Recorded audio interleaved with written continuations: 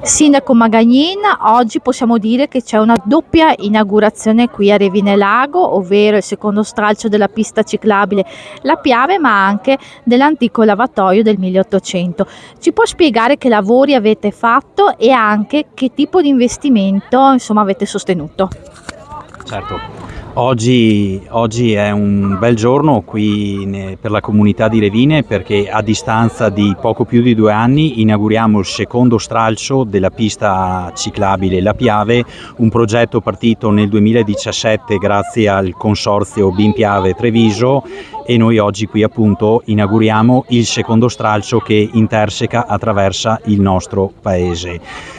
È una pista ciclabile, come piace chiamarla a me, è un pettine di collegamento, di interconnessione tra la ciclovia dell'amicizia Monaco-Venezia, che scende dal Fadalto, dalla Valla Pisina e corre per Vittorio Veneto, e con questi tratti che realizzeranno i comuni andremo poi a collegarci attraversando appunto Vallata e Quartier del Piave. Andremo a intercettare la pista ciclabile La Piave vera e propria da Ponte della Priola di Susegana per scendere verso la pianura. Questa è un'opera completamente realizzata con risorse a carico dell'ente. Stiamo parlando di 50.000 euro per la realizzazione del secondo stralcio, altri 5.000 euro per l'allargamento e un tombinamento di un tratto, quindi parliamo di 55.000 euro da quadro economico totali, quindi progetti e costi e opere.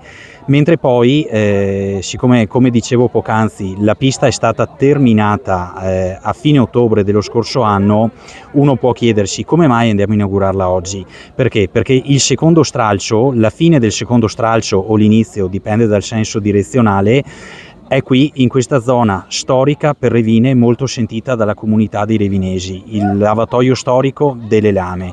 Questa era una piscina a cielo aperto, abbiamo approfittato e grazie a dei fondi che avevamo accantonato, stiamo parlando di 76.000 euro, abbiamo fatto tutto un lavoro di regimazione delle acque, abbiamo portato la condotta fognaria, quindi le acque nere, grazie ad ATS, in una via qui laterale, via Caldegesia, perché qui siamo in via delle Lame, e anche abbiamo approfittato, sempre con il supporto e grazie alla collaborazione di Alto Trevigiano Servizi, di andare a sostituire una condotta acquedottistica che era ormai vetusta, quindi obsoleta e senescente.